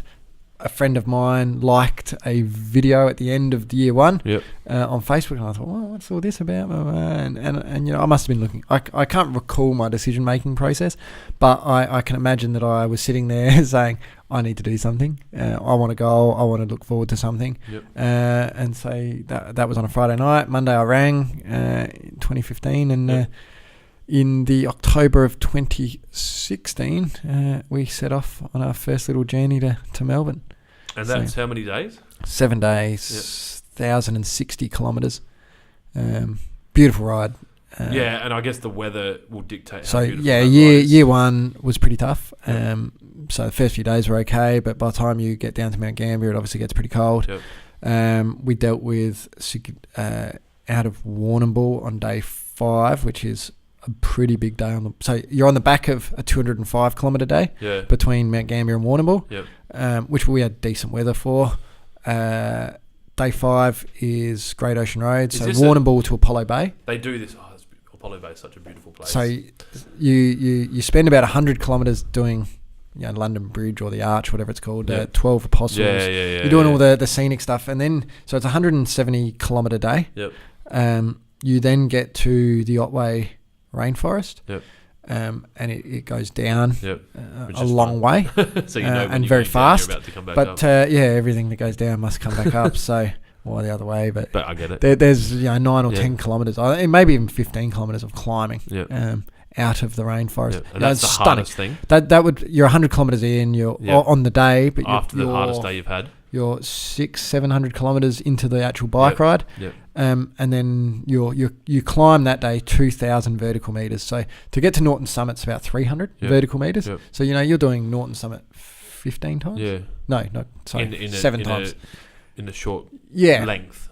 So it's a lot of climbing for us, what we're used to in Australia. Is there a pride around finishing that? Does anyone get off their bike and go, you know what, just drive me up there? The camaraderie in the group is exceptional. So everyone, you make sure that you leave no one behind. So look, it's such a physical challenge that there is people that get in the car and can't, just their body physically. Yep. So year one, I rode the front most of the way, not break the whole wind. way. Is that take the wind, and so the people in the group then have about a 30% energy that's real. saving. Like that, it's real. I mean, I know that they use it in racing and stuff, but that's like real. Even at 25-30 kilometres an hour, it is real. Wind. Yeah. So I rode the front year one and missed a lot of the emotion in the group and the tears and the because I was at the front. The wind bit. Correct. You can't hear much. You can't hear people talking. And I see photos afterwards of people physically with hands on back pushing people up hills. So year two, So year 2 this year, I decided that I was going to go again. Yep. But I wanted to play a lot more active role Yep. in the team and helping and stuff like that. So what do they just put the real fit people at the front and basically the emotional strength at the back? Yeah. And and that's the plan. And the safe. Yep. You want to be aware of cars Yep. and you're being overtaken by trucks at 100. What's the size of the group? So this year was 21. Okay, and so then it's a once we solid got to group. Robe, we dropped down to 19 because some people had to come back to work. Do they have they have support vehicles? Yeah, so we're fortunate. It's really well organised. Yep. A couple of full drives and a small truck. Yep. The truck brings all the bikes back from Melbourne to Adelaide, so Yep. you don't have to worry about it. You just get on a plane and come home. Yep. But lunch every Yeah, 25 so to people 50 make kilometres. Yep. smoko, whatever. Yep. So you're break. eating a lot. So you eat a of lot. food. Yeah, I was burning 3,500 calories a day. Yep. Where do you go to the toilet? Generally, Wherever you are. Yeah, wherever you. Yeah, I think your body gets in a routine. Yeah. But you'd be consuming. I mean, you're not having to go to the toilet as much because you're drinking a lot, but you're also using the liquid. Correct. Riding. Yeah. So I probably was, on the hot day. We had a couple of hot days this year. Yep. Maybe drinking 4 litres of water a day. See, I'm meant to do that here. Yeah. See, but I'm also probably. I'm also quite. I was going to say trained, but it's probably not the right word. I can train without. It's not healthy, but I can train on low food, and I can. I think I've sort of taught myself to get to a certain level. Yep. Do you have a meal plan as such? I mean, you're quite healthy. You just eat whatever you want whenever you want. Oh no, we're very healthy at home. Yep. And are those meals we planned, or you just wing and a prayer? But a lot of proteins. Yep. A lot of vegetables, a lot of green vegetables. Yep. Got my little veggie patch going, and tomatoes and capsicums, and it's cool. Look, I like the idea of being structured. I don't like gym. Yep. I don't have the motivation. That's the only thing that I've found that I enjoy. I don't have the motivation. I only go with a trainer. Yeah. So I have to as well. I need to be driven. Otherwise, I won't go. Yeah. And even today, I'll be honest, I've cancelled because I've got we're 3 staff down, and I know it's going to be as soon as we finish this, it's going to be. I went to bed last night with the plan of a 4:30, 5 o'clock wake up, get on the bike, go do an hour. Could have rode here, mate. Oh, look, I would like to, but I do podcast? You've got a job as well, don't you? I got a job and got a family that I need to get to childcare and work, and so look, I got to be valuable. And I woke up this morning and with the alarm and said, I'm not going to go today. But I know that winter's coming, and so I got to make the most of these 29-degree days. No, I'm sort of a fair weather rider in some regards. So do you think you'll continue to do that for a while, or that you might take a break? Yeah, or? I'm going to do one more Melbourne trip. Yep. I think there's talk of Canteen doing a Sydney to Melbourne or Melbourne to Sydney. I don't know. I don't understand. I think it's quite a hard ride. I think. Is that Melbourne ride if you're going to do a charity ride, they're the places you stop? It's almost the kilometre gaps make sense. Yeah. Yep. They're good days. They're well structured. There's meal breaks. you're in towns at certain times of day. If you leave at the set. It's and if anybody is interested, get in touch and I can. So I'll get DK to put the details. Obviously, it's one of the most satisfying. And sorry to cut you off, but one of the most satisfying things is rolling into Melbourne on the Friday afternoon.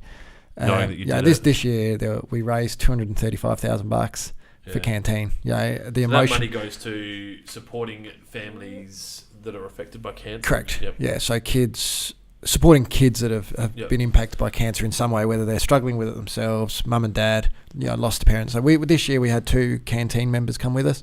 One had lost a parent, and the other's got a mum that's battling with cancer. We also, one of the riders has a 2-year-old daughter, or 3-year-old. She had her birthday while we were away, battling leukemia.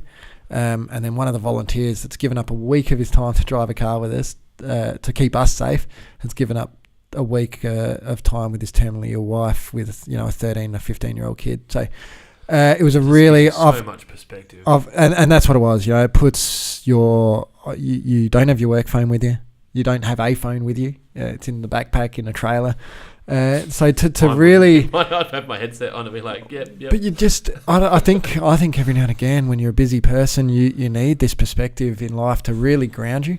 I thought about last night doing, and I still can't see myself doing it, but my former trainers that I used to train with, who are both plant-based athletes, Michelle does a Vipassana, I think that's how you say it. It's a 10-day meditation retreat. So you don't take anything in with you. I've read about these. You only eat vegan food and you don't talk for 10 days. And I was like, that would have benefits. 10 days is a long time. A week away from family. Imagine not talking for 10 days. Be tough. And I'm not sure what the benefit of all that is. I think you really drill down into what is important to you, and it gives you a lot of time to yeah, think. And look, you have a lot of time. And the road between Strathalbyn and Meningie is a long one. Do you talk, or you kind of you just no, you chatter. So you start and your first couple of days chatting away and you run out of what your name. Not so much what your name is because we've done training rides, but family, kids, and then by the end of it, you're really drilling down into each other's feelings and emotions and life. And I've got friends for life out of this stuff, and some amazing people, absolutely amazing people that are all walks of life. GMs at SA Power Networks. Well, there's no owners of barrier to entry, is there? Except being a good person, and you need to get enough money. Correct. Well, you need to you need to contribute to the fundraising, which is $5,000 minimum requirement. Reach out to your networks. And you really need to be a good person because you're bunking, you're sharing a room at night, twin share, and you're spending, I think, on the Tuesday. And it's literally blood, sweat, and tears. Oh, absolutely. Yeah, there was definitely some tears this year round, and the hill, and for those that have been on Great Ocean Road, between Lavers Hill and Apollo Bay, you go up another little hill, and you're 145 kilometres into a ride. You got 25 odd k's to go. This climb maybe is 9 or 10 k's. I physically pushed someone that entire climb from the bottom, and she was so determined. And you've made it that far. The next 2 days are easy. Stop. You can't. You've got to. And I know that if someone spends 50 kilometres of 1,060 in a car, you've got to live with that.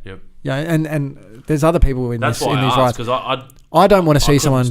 No, and I went with the intention of contributing. I went with the intention of helping, and I know what the guys that in year one went through when they not gave up, but physically, your body, your body, your legs will get you through anything. They hold you up all day, every day. They walk you around, they run you around. Your legs can do it. It's your brain and your mental strength that takes the drive. So, and there was a lot of chatter around your brain, and you've got to stay switched on. And these people are determined. It's a bloody big ride. And I've been very fortunate. I know I wouldn't be fit enough to do it now. But you could off the back. Oh yeah, that's right. I could. My biggest struggle would be wearing the clothes. You'd look good. It's really I good. Don't know. I'd wear a wetsuit or something. Just be like, nah, I'm not wearing cycling gear. It's up there with some of the best experiences of my life. Completing it. I'm fortunate enough to do it twice. That's pretty cool. Well, I'll get DK to I think we'll probably put a lot of your shit in your Instagram, Camman2's, the charity ride, just all the stuff that Daniel somehow manages to fit into his life. I guess one thing that I've been asking a lot of the guys lately: what's your favourite cuisine? Like, do you have a food that if it was your birthday, what would you choose to have for dinner? It'd be a pasta or pizza, I reckon. Yep, so Italian I've sort of gone food. towards pizza. That recently, some friends of mine own a pizza bar at the bottom of McGill Road. And maybe we could go for lunch. At the bottom of McGill Road? That's like here. Yeah, Holy Belly. Yeah, the ones here. Yeah. They're good friends of mine and volunteer in the CFS with me. Some of the best pizza I've ever We used to get their eaten. pizza because Shane, who used to work here, his brother was the chef there for a while. And we used to so they're really well established now where they are, and some of the best food I've ever eaten. And then they do bases, pre-sourced bases. So I've enjoyed experimenting. Oh, so you can go home and... have you got a wood oven? No, I don't have a wood oven. I've got a little stone thing that can go in a barbecue. A Weber Q stone. Type thing. And the base is exceptional. So that's probably my go-to. Pasta's good. I like pasta. Yeah, I think you can go wrong with pasta. Zucchini pasta doesn't cut it. Is there anything that's... I guess happening in your life at the moment that you want to plug? Obviously, we did that video about the charity ride, and you were going to have that event. Are you going to have that event still? I would like to still do something, and I just need to plan it and work out sort of what's next. So I couldn't have it based on my crash. And so for everyone listening, Daniel was due to do this ride, and prior to the ride fell over and broke your wrist. So I hit a kangaroo coming down Norton Summit Road, at 45k an hour one Does morning. anyone ever ask about the kangaroo? Yeah, every time. Yep, cool. And whether I got its registration and all these other puns and funny jokes. But Bounced right off. yeah, correct. So a bit of a setback. Rode my bike off. Lost a lot of skin. Broke my wrist. Lost all my fingertips on my left hand. Hand. Yeah, little stuff that you just take for granted, being able to touch things. And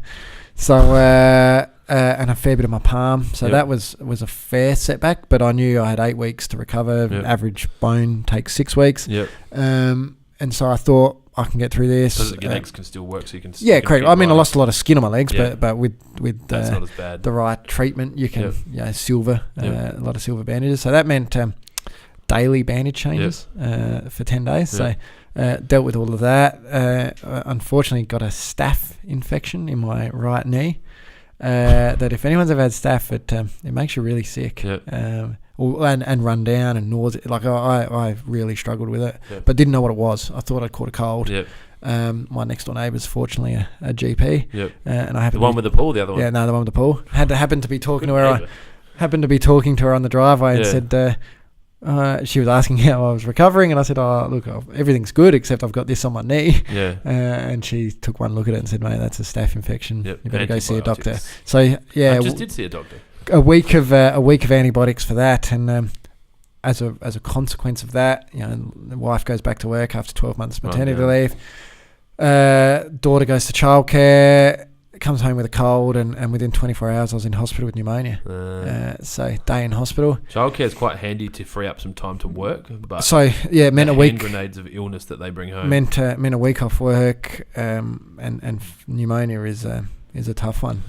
Knocked me. So you recover? So what were you, a week before you left? You're so I'm better. I'm good to go. This was 3 weeks before leaving. So it meant a couple of doctor's appointment a week, couple of blood tests, couple of CAT scans and X-rays and things on the lungs. I was determined to go and recover, but couldn't ride, couldn't breathe. And I was absolutely determined to go. So we left 2 weeks ago.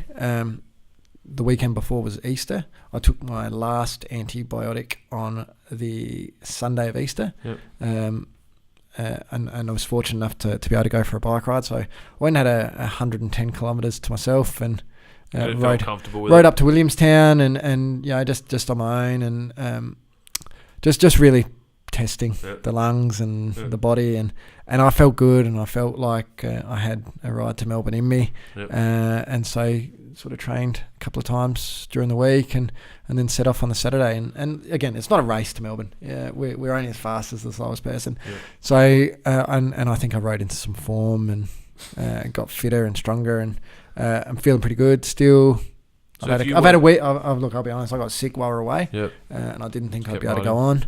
I genuinely considered not going on, but took some antibiotics within that, took the edge off and look, it's still hanging around, but overall. So you need a rest now. Yeah, and just need some time off. I'm going to say time off the bike, but I'm just going to manage If you life. didn't go into your illnesses as healthy as you are, I reckon it could have been a lot worse. Yeah. There's no way I would have made Melbourne. I was in the best form of my cycling life the weekend before crashing on the Tuesday.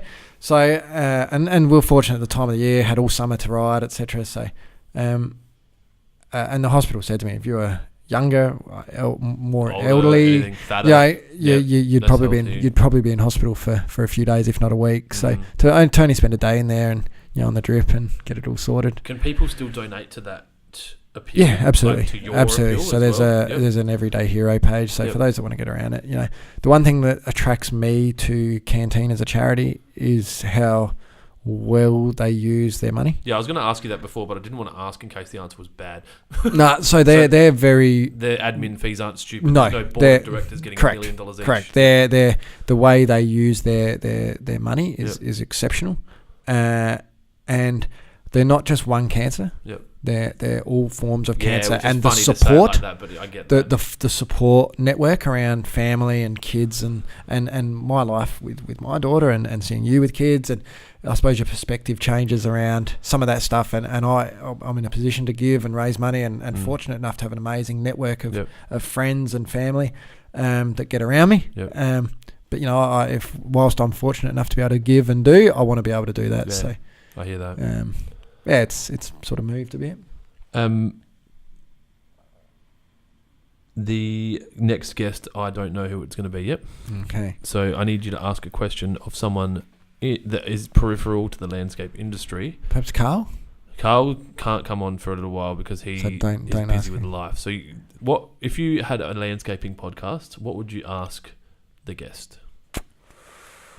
Jeez, this is tough. It can be anything. Like, what did you have for breakfast? Okay, so real loose. It could be Real whatever. loose. Like, you don't want to ask a question that maybe might be offensive. Landscaping. Like, that's for me to do. Jeez, That was something I was going to ask. Oh, man. Sorry. I'll give you time to think about it. I'm going to ask you, is there a quote or mantra that you live by or come back to often? Yes. What is it? So mine is around what we can control in business. And it's not so much a saying, but probably more of a philosophy. Newton's a garden grave of Darwin. Everybody's selling a product that you can buy elsewhere. Yep. So the one thing I generally come back to, and whether you're a landscaper doing landscaping, someone else can do that landscaping. Yes. So for me, I come back to service. Yep. And I think I scribbled it on a page. Yep. The one thing we can control is our service and our image. Yep. We can't control price. Yep. The market controls price. Yep. We can't control the products or anything like that. Yep. But what we can control is our image and our service. Yep. And I think that's something that as a business, we need to pride ourselves on at any level.